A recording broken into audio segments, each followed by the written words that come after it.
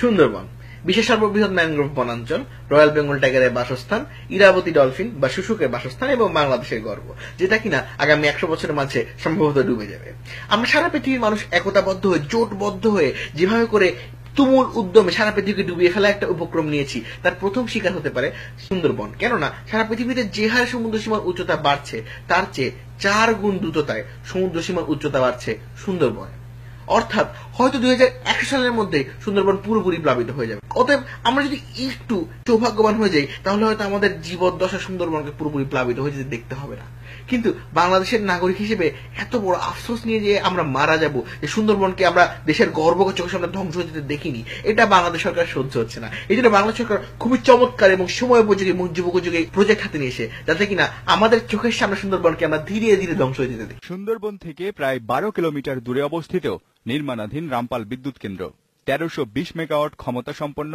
এই কেন্দ্রের জ্বালানি হিসেবে ব্যবহার হবে কয়লা। হ্যাঁ, তাহলে তো ভালোই। আমরা তো ডিজিটাল বাংলাদেশ বানাচ্ছি। তো যদি ইলেকট্রিসিটি না থাকে, আমরা ডিজিটাল বাংলাদেশ কিভাবে বানাবো? ডিজিটাল যন্ত্রপাতি চালাতে তো ইলেকট্রিসিটি লাগে। আর কি কয়লা বলে তোমরা এরকম করছো? ইউ রেসিস্ট, কয়লা কালো বলে এরকম করতেছো? কালো বড় ভালো, কালো ঘরের আলোক, আনো আরো কালো আনো, সমস্যা কি? দেশ বিদেশ থেকে কয়লা নিয়ে জাহাজ যাতায়াত করবে পশুর নদী। সমুদ্রপথে মংলা বন্দরে ঢুকতে সুন্দরবনের ভেতর দিয়ে যাওয়ার সময় সম্প্রতি তেলের ট্যাঙ্কার ডুবেছে শ্যালা নদীতে। আর এর ভয়াবহতাও টের পেয়েছে গোটা বিশ্ব। ফলে রামপালে কয়লা পরিবহনের সময় এমন দুর্ঘটনার আশঙ্কা করছেন বিশেষজ্ঞরা। কয়লা ভিত্তিক বিদ্যুৎ কেন্দ্র হওয়ার ফলে পশুর নদী দিয়ে আরো বাড়তি জাহাজ চলাচল করবে, এবং সেটা কয়লার জাহাজ। এবং কয়লার জাহাজ যখন ডুববে, কয়লার গুঁড়ো যখন পানিতে ভেসে যাবে এবং তার যে হেভি টক্সিক মেটাল সেটা যখন পানিতে ছড়িয়ে যাবে, সেটা আপনি খালি চোখেও দেখতে পারবেন না। তেল যেরকম তেলের আস্তরণ দেখছেন, খালি চোখেও দেখতে পারবেন। তখন মানুষকে কি বলে আহ্বান জানাবে সরকার? রামপাল বিদ্যুৎ কেন্দ্রের জ্বালানি হিসেবে ব্যবহৃত কয়লা থেকে প্রতি বছর প্রায় 9.5 লাখ টন ছাই উৎপন্ন হবে। এর সাথে থাকবে কেন্দ্রের দূষিত বায়ু ও পানি। আচ্ছা, ঠিক আছে, বুঝলাম সমস্যা আছে, কিন্তু সরকার যেহেতু এরকম একটা প্রকল্প হাতে নিছে, নিশ্চয়ই সরকারের কোনো একটা প্ল্যান আছে। নিশ্চয়ই আমাদের মন্ত্রী শান্তি, তাদের মাথায় তো অনেক বুদ্ধি, তাদের নিশ্চয়ই কোনো না কোনো পরিকল্পনা আছে। দেখি তারা কি বলে। সকলেরই একটা লক্ষ্য যেন পরিবেশটা দূষিত না হয়। তা এখন টেকনোলজি এমন ইমপ্রুভ করেছে, উন্নত হয়েছে, তারা এমন মেশিন বানাবে না যে ঘোড়ার সালে যে ধরনের ইয়ে হয়, বায়ু দূষিত হয়, সেই ধরনের মেশিন এখন বানাবে না কেউ। না, বানাবে না, ওরা বানাবে না এরকম মেশিন। ভালো চলে যে ছেলেটা মেশিন বানাবে, আমাকে চিনি, ও ভালো চলে। ওই এমন কোন মেশিন বানাবে যেটা খারাপ কাজ করে। ভালো মানুষ ভালো কাজ করে। এর সঙ্গে একমত নন বিদ্যুৎ বন্দর রক্ষা জাতীয় কমিটি। কয়লা বিদ্যুৎ কেন্দ্র থেকে যে শব্দ হবে সেটা তো হবেই, কয়লা বিদ্যুৎ কেন্দ্রের জন্য যে জাহাজ চলাচল করবে সেটা তো হবেই, কয়লা বিদ্যুৎ কেন্দ্র থেকে যে পানি নির্গত হবে সেটা তো ঘটবে। সেটা আপনি যে টেকনোলজি ব্যবহার করেন, সেই দূষণগুলো নিয়ন্ত্রণ করা যাবে, এরকম কোন টেকনোলজি নাই। আরে বজার ছেলে কি বলে? বজার ছেলে, কি রকম ছাগলের মতো লম্বা চুল, তুই কি জানস? পড়াশোনা কিছু করস? সারাদিন চুলের মধ্যে তেল লাগাস, হ্যাঁ? তুই কি জানস? খারাপ ছেলে, এসব ছেলে পেলে কথা কান দিবেন না। নষ্ট হয়ে যাওয়া ছেলে, উচ্ছন্ন যাওয়া ছেলে পেলে কিছু জানে? একটা প্রশ্ন হচ্ছে যে ফ্লাই অ্যাশ নিয়ে যে প্রশ্নটা, 50,000 টন ফ্লাই অ্যাশ তৈরি উৎপাদন, তার থেকে বটমে চলে যাবে 200,000 টন। তার মানে কিছুক্ষণের জন্য হলেও ওই অ্যাশ পন্ডে ওই অ্যাশ থাকবে। ওই কিছুক্ষণটা তো খুব বিপজ্জনক। যে কোনো সময় যদি বন্যা হয়, পানিতে গিয়ে মিশে গেলে এটা ভয়াবহ একটা এফেক্ট হবে। This guy looks important. Dhaka ইউনিভার্সিটির প্রফেসর ইমরান আকাশ খুবই গুরুত্বপূর্ণ একটা কথা কিন্তু উনি বলে হয়েছে। কয়লা তুমি যেটা দিয়ে পুড়াও না কেন, ধরো বাতাস দিয়ে পুড়াও আর সোনা, সোনা ধাতু দিয়ে পুড়াও, যাই দিয়ে পুড়াও, একটা ছাই তো হবে। কারণ এই ছাই কই যাবে? তাহলে দেখি তো সরকারের উত্তর কি। সরকারের পক্ষের এক লোক আছে, দেখি সে কি বলে। ওনারা তো একাডেমিশিয়ান, ক্লাসে বসে যেটা পড়ান প্র্যাকটিশনার হিসেবে মনে মতো এগুলি হচ্ছে। আর যেমন থাকে না যে মূলনীতি, এখন দলীয় মূলনীতি থেকে কমিউনিস্ট পার্টির আমলে কয়টা নীতি প্র্যাকটিক্যালি কজন ইউ করে। This guy is good. কি সুন্দর করে তাকে একটা টেকনিক্যাল প্রশ্ন করা হলো, ছাই কোথায় যাবে সেটা নিয়ে। সে সুন্দর করে সেটা পাশ কাটে, অর্ধেক টাইম তেল দিয়ে কাটা দিল, বাকি অর্ধেক টাইম সেটাকে দলীয় রাজনীতির ভিতরে ঢুকে দিল। প্রশ্নের উত্তর কিন্তু দিল না, মাঝখান দিয়ে পার হয়ে গেল। This guy is good. এরা কিন্তু চুক্তিতে সাইন করে ফেলছে। অর্থাৎ যেটা হচ্ছে সেটা হচ্ছে রামপালের যে জায়গাটা ওরা অ্যাকুইজিশন করছে, জনগণকে ওখান থেকে খেদায় দিয়ে ওখানে একটা জায়গা নিয়েছে, এবং ওখানে বাংলাদেশ ভারতের যৌথ প্রযোজনায় একটা বিদ্যুৎ কেন্দ্র করা হচ্ছে, এবং সেই বিদ্যুৎ কেন্দ্র সুন্দরবনের ক্রিটিক্যাল এরিয়া থেকে মাত্র 14 কিলোমিটার দূরে। এখন এই যে যৌথ প্রযোজনার কথা বলছি আমরা, এই যৌথ প্রযোজনা কিন্তু বাংলাদেশ ভারতের যে যৌথ প্রযোজনা সিনেমা, সেই যৌথ প্রযোজনা সিনেমার মতো 50% না। এই যৌথ প্রযোজনা 30% দেবে হচ্ছে বাংলাদেশ ইন্ডিয়ার গভর্নমেন্ট, হয়তো বাংলাদেশ 15%, ইন্ডিয়া 15% দেবে। বাকি 70% আসবে প্রাইভেট লোন থেকে। লোন ঠিক আছে, অনুদান কিন্তু না, লোন। এবং এই লোনটা দিচ্ছে ইন্ডিয়ার এক্সিম ব্যাংক, যেটা একটা রাষ্ট্রায়ত্ত ব্যাংক। তার মানে আদতে টোটাল যে প্রকল্প, সেই প্রকল্পে 70 যোগ 15 85% ইন্ডিয়ার বিনিয়োগ, বাংলাদেশের মাটিতে ইন্ডিয়ার বিনিয়োগ, ইন্ডিয়ান গভর্নমেন্টের বিনিয়োগ। এখন প্রশ্ন হচ্ছে ইন্ডিয়ান গভর্নমেন্ট কেন বাংলাদেশের মাটিতে এত বড় বিনিয়োগ করছে? এখন আমি জানি না এক্সিম ব্যাংকের মূলনীতিতে কি আছে, বাট এক্সিম ব্যাংক এইটাতে লোন দিতে পারবে না তাদের এক্সপোর্ট বেনিফিট না হলে। এটা এটা আমি ঠিক ওইভাবে স্ট্রেটফরওয়ার্ড উত্তর দিব, বাট আমি মনে করি এগুলো থিওরিটিক্যালি অনেক কিছু আমরা বলতে পারি, বাট প্র্যাকটিশনার হিসেবে practical field is different. Seriously, that's your response? মানে বাংলাদেশের গভর্নমেন্ট মনে করছে ইন্ডিয়ার রাষ্ট্রায়ত্ত এক্সিম ব্যাংক হঠাৎ করে বাংলাদেশের প্রতি এত মায়াময়, এত করুণা, এত তাদের দরদ উতলায় উঠলো যে তারা কোনো ধরনের লাভের কথা চিন্তা না করি বাংলাদেশে এত বিরাট একটা বিনিয়োগ করছে। এরকম কিছুই না। সত্যিকার যেটা হয়েছে সেটা হচ্ছে এইটা।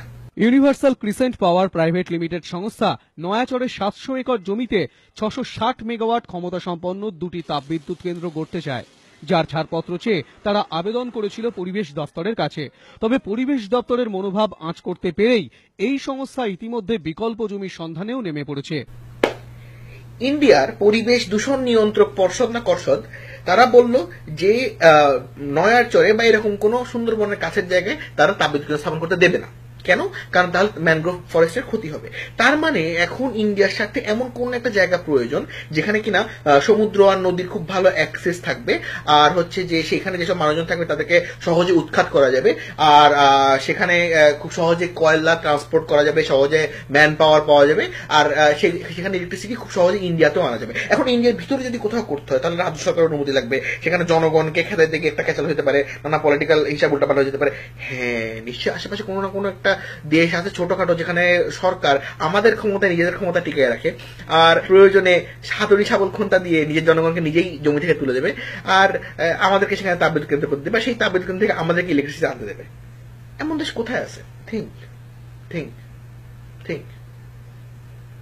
এমন দেশটি কোথাও খুঁজে পাবে না কো তুমি, নিজের পায়ে কুড়াল মারে আমার জন্মভূমি, সে যে আমার জন্মভূমি, সে যে আমার জন্মভূমি। আমি জানি আমি খারাপ গাই না, আমি এক্সাজারেট করতেছি না, সত্যি, ট্রাস্ট মি। আসলে জনগণকে ওখান থেকে খেতে দেওয়া হয়েছে, মানে প্রায় 400টা পরিবারকে ওখান থেকে তুলে দেওয়া হয়েছে পুরোপুরি। আর ওদের ওখানে বসত বাড়ি ছিল, ঘের ছিল, ওদের ওখানে একটা জীবন ছিল, ওদেরকে জোরপূর্বক ওখান থেকে খেলা দেওয়া হয়েছে। 1982 সালের আইন অনুযায়ী এভাবে করে কোনো জায়গায় ভূমি অধিগ্রহণ করতে হলে প্রথমে একটা 3 দফা নোটিশ দিতে হয়। এরপরে যদি জনগণের কোনো ধরনের অবজেকশন থাকে তাহলে তারা জানাইতে পারে, জানানোর পরে প্রবলেম রিজলভ করে এরপরে ভূমি অধিগ্রহণ করা যায়।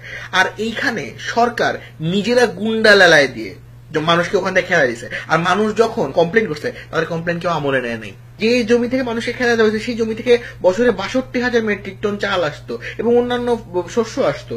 ওইখানে চিংড়ির ঘের ছিল এবং যে ড্রেজিং করা হবে সেই ড্রেজিং এর কারণে পুরো এলাকার যে জলজ পরিবেশ আছে সেটা ক্ষতিগ্রস্ত হতে পারে, সেই এলাকার যে বুমিং বিজনেস, যে চিংড়ির ব্যবসা, সেটা ক্ষতিগ্রস্ত হতে পারে। তাছাড়া এনভায়রনমেন্টাল ইম্প্যাক্টটা ভয়াবহ। যে সালফার গ্যাস, যে নাইট্রোজেন গ্যাস বেরোবে, সেই সালফার গ্যাস আর নাইট্রোজেন গ্যাসের কারণে অ্যাসিড বৃষ্টি হতে পারে।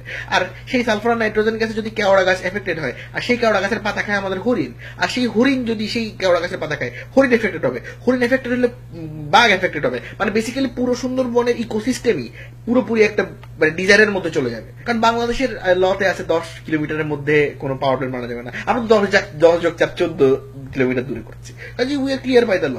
অথচ ইন্ডিয়ার আইনে কিন্তু ক্লিয়ারলি বলা আছে 25 কিলোমিটারের মধ্যে কোনো পাওয়ার প্ল্যান্ট করা যাবে না। কিন্তু বাংলাদেশে কোনো আইন নেই, এই আইনের ফাঁক দিয়ে বের হয়ে গেছে। তাপবিদ্যুৎ কেন্দ্রে যে কয়লা ব্যবহৃত হবে সেই কয়লা আনা হবে, বলা হচ্ছে সাউথ আফ্রিকা থেকে আনা হবে, অস্ট্রেলিয়া থেকে আনা হবে, ইন্দোনেশিয়া থেকে আনা হবে, আর চিপা দিয়ে ছোট্ট করে ঢুকে দেওয়া হয়েছে ইন্ডিয়া থেকেও আনা হইতে পারে। যে তাপবিদ্যুৎ কেন্দ্রে 75% মতো ইন্ডিয়ার বিনিয়োগে বানানো, সেই তাপবিদ্যুৎ কেন্দ্রে 50% ইন্ডিয়া অন করে, সেখানে কয়লা কোথা থেকে খুব সহজে বলছে কস্ট বেনিফিট অ্যানালাইসিস হ্যান বুঝুকি দিয়ে ওরা ঠিকই বলবে আমরা ইন্ডিয়া থেকে কয়লা আনবো। আর ইন্ডিয়া থেকে কয়লা আনতে গেলে তারা কিভাবে করে আনবে? ইন্ডিয়ার যে কোল ইন্ডিয়ার কয়লা, সেই সরকারি কয়লা আমাদের কাছে বেচবে।